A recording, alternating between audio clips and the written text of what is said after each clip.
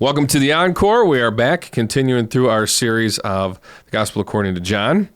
But as always, we like to deal with a couple of other issues prior to things. Got an issue today. Yeah, you are, okay, we're getting old, right? There's always, what happens when you get old? There's always these little injuries that happen. You say that. I refuse to admit this, but it's proving true. You do refuse to admit you're getting old. I do. I'm not. Yeah, why? Now we're going to go side conversation. What's the issue with getting old? I feel like you're bothered every time I say we're getting older, and you're like, well, maybe you are. I just don't want to admit that just because so you know, you're older than me. I am older than you. That's right. That's a good question. Well, it's disappointing. It brings the reality of the decay that we know is true. Mm-hmm. There are physical eras, if you will, mm-hmm. of the human body. Mm-hmm. You know, you have your childhood, you have your teenage years, you have your, that's when you become bulletproof in your mind. Yeah. You're 20 years old. You're still there. You can do everything. You can jump off the top of your car and land on the ground. Nothing, you don't blow your knee out. You can mm-hmm. fall down. You don't get hurt. Your injuries heal up really quickly, and you just feel like, what's the big deal? I never get hurt. And then, you have eras. And so I realized that era is gone as far as that invincibility. That's good of you to admit that. I wasn't sure you did realize that. I admit it, but I don't want to live. I don't like when, here's what it is. Yeah. Okay, I just found it. I don't like when people live under a cloud over themselves. People love doing this, and I don't like it. They victims. Yeah. I'm too old for that. Like, I'm too whatever. I can't do that anymore. I don't say those words. Like, there are things I don't do where I'll exercise increased wisdom, knowing mm-hmm. the risk and the cost of if something goes wrong or whatever. But I feel like it's a negative way to self-diagnose. You know what I'm saying? Like, yeah, of course. I don't want. Like, no, we're not going to have clouds over ourselves. I get it. And so I just keep like, no. You don't want excuses, and it's fine. Okay, right, but anywho, we are getting older. We are, and stuff seems to happen. So you seem to have broken your toe. I think I might have broken. But there's a few things I have to address because here's the problem. He's wearing a tennis shoe on the healthy foot and a Croc on the broken toe. That's right. I get it. You need more space or comfort. But here's the problem, Wes. Why wouldn't you just wear the other Croc to at least have a matching pair of shoes? I know the answer, but now you have to admit to people, why wouldn't you just wear two Crocs and at least make it look uniform? Because I want to be taken seriously as a person. Yeah. So you think anybody that wears Crocs it can't be taken seriously as a person. He says that with his white socks. Which would be covered up if I had a tennis shoe. Oh, okay. And this is you have this weird thing about we've talked about the flip flops. Yeah. Yep. You refuse to wear shorts, basically. I mean, I wore them yesterday playing basketball. Sweatpants in public, like these are things that you're like. Happen. Oh yeah. Well, so here's what I think, and I want to know. This is great from you if you think this is not true. Okay. And look, it's not about the morality. It's not about whether this is a good rule or a bad rule or we should or should not. Does this paradigm would be the word. Okay. Does this social paradigm exist? I think it's fairly morally neutral. You could make it morally bad. You could be too judgmental. You could go either way. But does this exist? Mm-hmm. When you encounter somebody, in my mind, there's a social scoreboard. Okay. If I come up to somebody and I'm wearing sweats and a white t-shirt and Crocs in public, again, I'm not judging anybody who does it. You're not a bad person. I think I suffer a negative social score upon handshake. Like, whoa, like I think in their mind, and they may not even realize they're doing it. I think subconsciously, I'm not the same as a guy who comes up who got up this in the morning, looked at himself in the mirror, and cared a little bit about having some level of pride in his appearance. I live a life where I want to be taken seriously. I don't want to suffer social negatives when I run into people, whether it be strangers or people I know. I almost want to be socially neutral. I don't want to impress either, because the guy that goes through Walmart in a suit and tie because he wants to look important. Now maybe he's coming home from work, not judging that guy, but I'm saying some people overdo it, right? Well, that's a negative also, because now you're trying to impress. I'm not trying to do that. I don't want to suffer a social negative, and I think I know what those social negatives are. Crocs would be somewhat of an example. Is it a huge negative point? No, but it's a negative point. So today I wear one so people know it's because of an injury, and I'm not the guy that goes around wearing Crocs. Does that exist or not? It does exist. I don't know if it's, like you said, though, like the moral side of it, right or wrong. Now, to me, there's a huge difference in going, I'm going to meet this person. We're pastors. I'm going to go counsel this person. Yeah, I'm going to dress a lot cleaner, look like a presentable person. If I'm at home Saturday morning, let's say I'm mowing my yard, doing yard work, weed whipping or whatever, I got grass all over my shoes and legs, ratty shorts, and I'm like, you know what? I'm out of gas for the lawnmower. I'm running to the gas station, Walmart, grabbing something. I'm going to do that. I'm not going to go, I should put on a collar. I'm going to put on... Listen, so do I. All of us can recognize that guy. That guy's mowing his lawn right now and he's out of gas, or he ran into the store. Everyone knows the guy that was doing work. That's different than the guy who has I guess you could say maybe low personal hygiene, has no pride in himself whatsoever. And I'm not talking about pride in the sinful way. I do think there's a difference, right? No upkeep. Like, you can tell a person that just has no personal upkeep against a guy who's a mechanic that comes in all greasy, but I don't lose respect for that guy. There's no social negative for that guy. Obviously, he's doing what he's doing. And I feel like this is true and live by it, but deny it to me because you're annoyed. What do you mean I live by it? Well, because you don't look like a scum. Well, because I showed up to work today. Why would that matter? The very thing you're talking about is like, why wouldn't you... I don't know. I don't know if it matters or not. There is a presentation depending on, this is what I say, depending on where you're at. Take away the lawn Saturday morning. If I'm just like, oh, you know what? I'm going to go grab something at Walmart. Yes. I will wear whatever I strolled out of bed at 7 a.m. I don't care. Okay, shorts and my t-shirt and put on the flops. That is true. That is where we're different. Yeah. You wouldn't. You would go jeans. I do, yeah. Yeah. Put on a cleaner shirt. I don't mean clean as in like I'm wearing a dirty shirt. I mean. I do. I don't judge you for doing it, but I feel like you wonder why I do. Is that true? And you're saying that I do the same thing. That's what you're saying. You think I wonder why I do it while I'm doing it in other places. Right. And I'm saying you don't look at Walmart on a Saturday morning as a context where that would be necessary, where I look at every context outside of my house as necessary. Other than, I understand, I'm mowing the lawn. I don't want to delay this too long. But I everywhere I go, I want to... Again, I don't want to suffer a social negative. Not because I'm insecure. I know. I don't want there to be. I don't want to have to overcome anything to interact with this person mentally. In their mind, I don't want to have to like prove that I'm not a scum because I do look like one. I get it. It's funny because I can see the opposite side of it though. Somebody knows you already. Oh, I saw this dude preach on Sunday. He's the pastor down the road. And then he sees you at Walmart and he's like, oh, you know what? He was just wearing Crocs and a t-shirt. It's kind of cool that he's a normal guy. So I see the other side of it. I wear jeans and a t-shirt while I actually preach and everywhere. It's not that I'm not like, I don't dress up. I get dressed. Some level of attire, though there are clothes on, you clearly did not get dressed and you don't care that you didn't get dressed.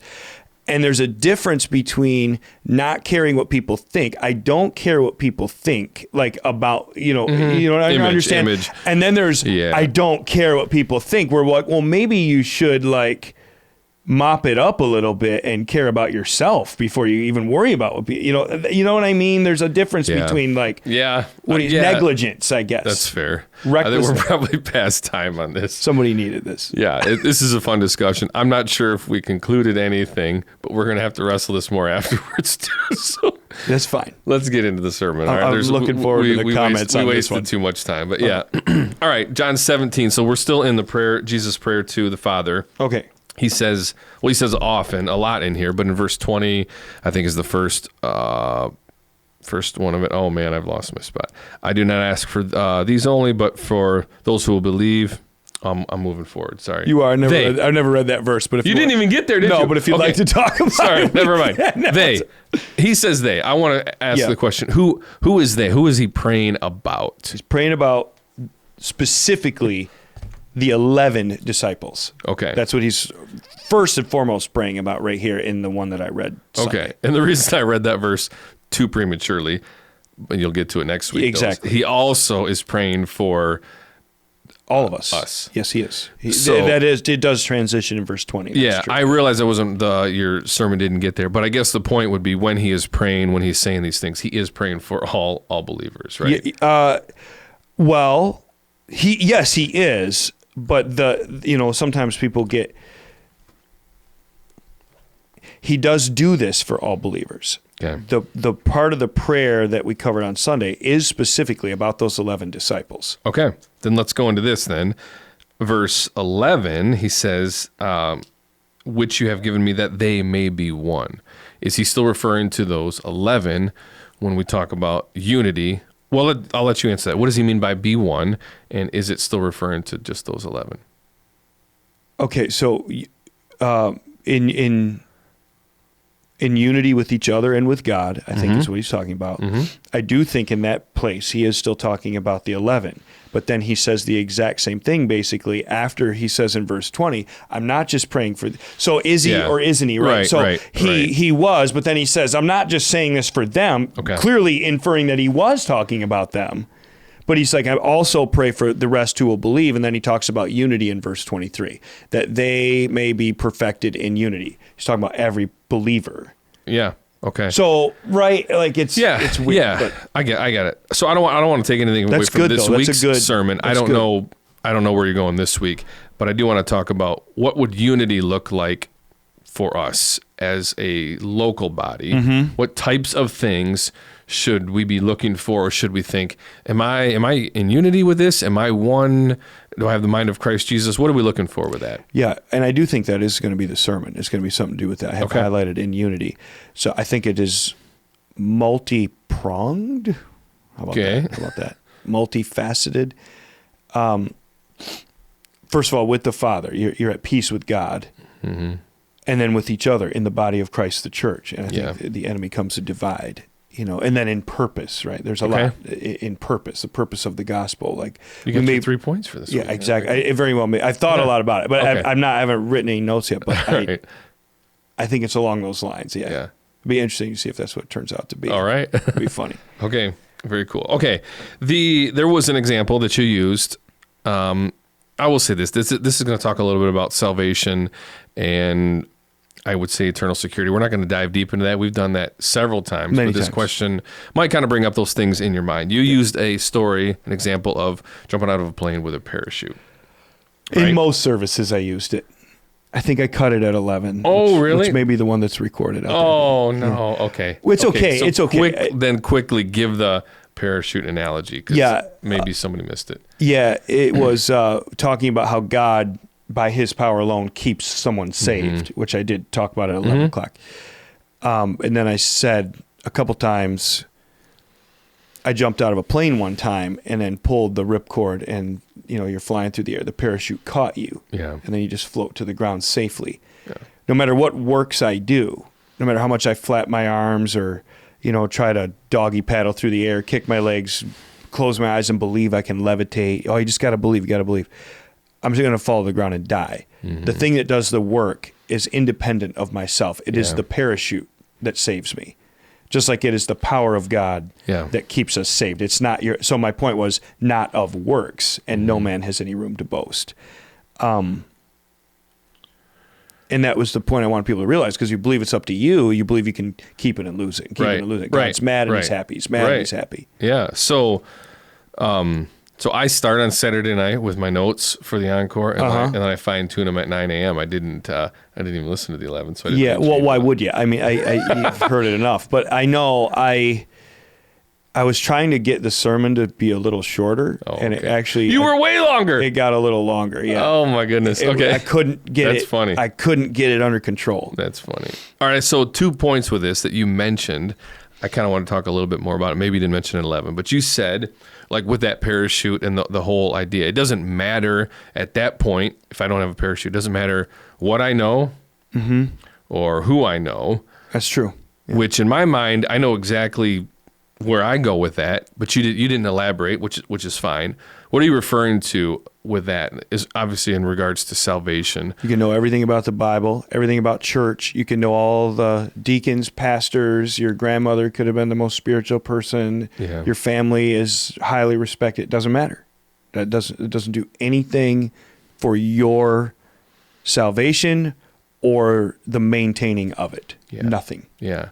And I think it's pretty common for, I think we've probably talked about this before, when we'll ask people, hey, how long have you known the Lord? Well, I've always known him. My grandma raised me in the church, or I was a member at this age. And often we put our salvation like tied to how long have we been here, or my family history too. It's a Christian culture, a cultural Christian, people say. Yeah. Very dangerous. Yeah. Very dangerous. Okay, 1 Corinthians 10:13. This is, as you said, one of the misused verses in all of Scripture. Misused, yes. I would completely agree. There's, I think we talked about this before. The other misused passages. There's several. I can do all things through Christ. We can do a bunch of them. We should do it sometime. We should do a whole episode on. Well, that. I actually thought I had it on here to talk about more of them, and there's other things that maybe we should get to. I don't know. You want to do this? You want to do this now? Well, you're on it. I mean, okay. Let's do a couple. I don't know what you're talking about, but let's start with this one. Yeah, because it was part of the sermon. Yeah, and it is hugely misused. So maybe say segue. And I will say that this is what is said. God will not give you more than you can handle. Right. I've certainly heard sermons on this. You've heard songs that say this. Yeah. But completely false. It is completely false. Completely false. I totally agree with you. Explain why, and explain actually what this. So that whole idea that God will not give you more than you can handle, meaning, and what people mean when they say that is, He won't give you too much hardship. He won't give you too much trouble. Too much hurt and pain. Sickness. Whatever He gives you, you can handle it, or He wouldn't have given it to you. Mm-hmm. That's a lie. That is drawn from this verse and this verse only. And what this verse is about is the Lord giving you an opportunity for escape from temptation. That's what this is about. Yes. No temptation has overtaken you, but such as is common to man, meaning you don't have a special case. We've all been tempted very much. Mm-hmm. And God, in that temptation, is faithful, who will not allow you to be tempted beyond what you are able, meaning able to escape, able to endure. Yeah. And that's what he says. But with the temptation will provide the way of escape also, so that you will be able to endure it. Temptation, and that can go a lot of different directions, mm-hmm. but he's not talking about the Lord will not put you in a scenario harder than you can handle. First of all, the devil brings about the temptation, but sometimes God brings about other things. And yeah. We could go throughout the Bible. Yeah. Well, and not to be dramatic, but I would say like life is too hard to handle. You can't handle it. You can't. Like how many days have we been like, dude, I just cannot do this. And people would say, I went through this without the Lord. I don't even know how I would handle it. And I think that's 100% true. And when you did handle it, you didn't handle it. God's power in you helped you escape it, or helped you deal with it, or endure it. His power. You can't handle it. Yeah. There would be no need for God if you could handle it. Think about that. I mean, it's like on and on it goes. But that is I don't think people mean bad by it, but the thing that bothers me is it gives a misconception of who God is and how he works. So then they get in a problem where they can't handle it, and they're like, I don't think I believe in God. It's a little prosperity. If this was God, he wouldn't have given me this, and I know I can't handle this. And that was a false premise. Yes, I was just about to say that. So then what happens when something awful happens in your life? Then you start to question, well, this isn't... I know people like this. Yeah, they don't believe in God anymore. Yeah. They curse God, if there is God at all, because they thought that God would never have done this. Yeah. Okay, you brought up Philippians 4:13. Uh-huh. I can do all things through Christ who gives me strength. Yeah. This is used a lot. Yeah, he'll win your basketball game for you. Abused a lot. Yeah, so That's what it means. we often see it, you're right, on an athlete's shoes, and it really does mean like regarding victory is what they're trying to say. Almost always what it means. He's going to win your boxing match. Evander Holyfield used to have it. Love me some Evander Holyfield. Yeah. He thought. What does it mean? Well, it means the answer to Philippians 4:12. I know how to get along with humble means. I also know how to live in prosperity. In any and every circumstance, I have learned the secret of being filled and going hungry, having an abundance, and suffering need. How does he do that? How does he remain faithful to God in times of good and bad? I can do all things through him who strengthens me. And so he goes on to talk about affliction. Yeah. It's the affliction of his faith, being content in every circumstance and maintaining faithfulness to Christ, being a witness for Christ. How does he do that? Jesus gives him the power to do it. It's not to win his basketball game. Yeah. I'm not saying you can't credit God or pray for those things. Right. But they contextualize this kind of thing with frivolous things, frivolous endeavors of life, and that is not the intent that he meant.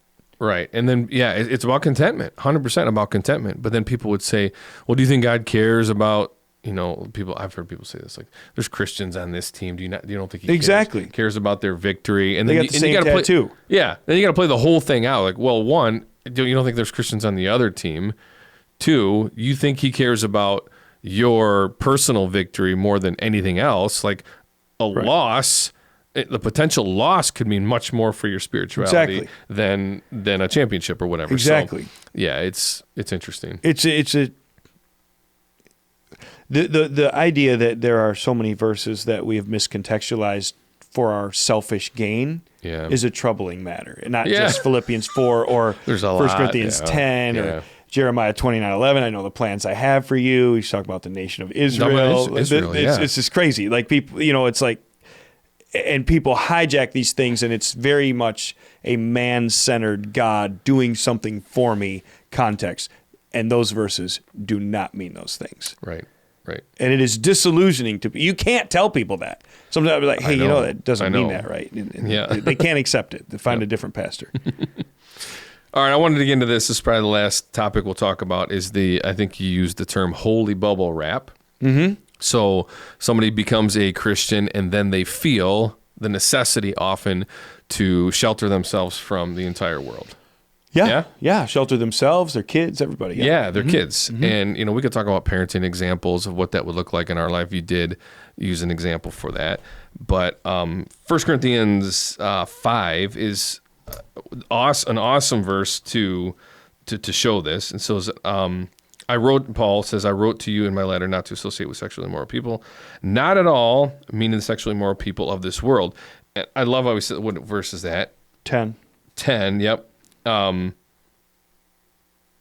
Agreed. Since then you would not need to go out of this world. He's basically saying, you live here. This is the place where we live. You got to leave the earth. Yeah. What would you want me to do? I feel like he's irritated when he wrote that. I feel like he's like literally saying, like, what did you think? I meant the people of this world? Like, that would be impossible. Do you not understand that? Yeah. And I'm not trying to justify everything I've done or whatever, but sometimes you'll see something and people are like, oh my heavens, why would they say that or think that? And I'm just like, that's who people are. Because they're sinners, yeah. That's just who people are. I'm not bothered by that. That's just, that is the world that we live in. No, it happens a lot. You cannot escape it. I mean, no. You can't. And you're not going to, people want to make them be Christian. I'm not talking about making them be a Christian. Act like. Which I do want. Yes. They want the world, whether it be the government. To assume their beliefs. The courts, the Hollywood. People getting mad at Hollywood still because they're not acting like Christians is like, my brain like goes haywire. I'm like, what are you talking about? Like you expect them not to be in favor of abortion? You expect them not to be cheering homosexuality? You expect them not to be confused on gender and cheer the wrong side of it? Like, what else would they do? Preach Jesus and righteousness and the light? Like, when have they ever done that? Yeah. And, I'm not saying you like those sins or feel cozy around that kind of stuff, but like as he said, we would literally have to leave the world. Like, what do you mean? That's what sinners do. Yeah. Like this. Go among them. This is where we are. Yeah. So the question would be, how do we discern then? Because there is with raising kids, and you use some examples of, hey, if I'm an alcoholic, I'm not going to the bar. Yeah. There's a lot to be said for a timing to reveal stuff to your kids, young kids. Yeah. How do you, let's go personally, how do you discern that of going, okay, I feel like this is okay. This is the time. A lot of kids are in public schools in our church. Great.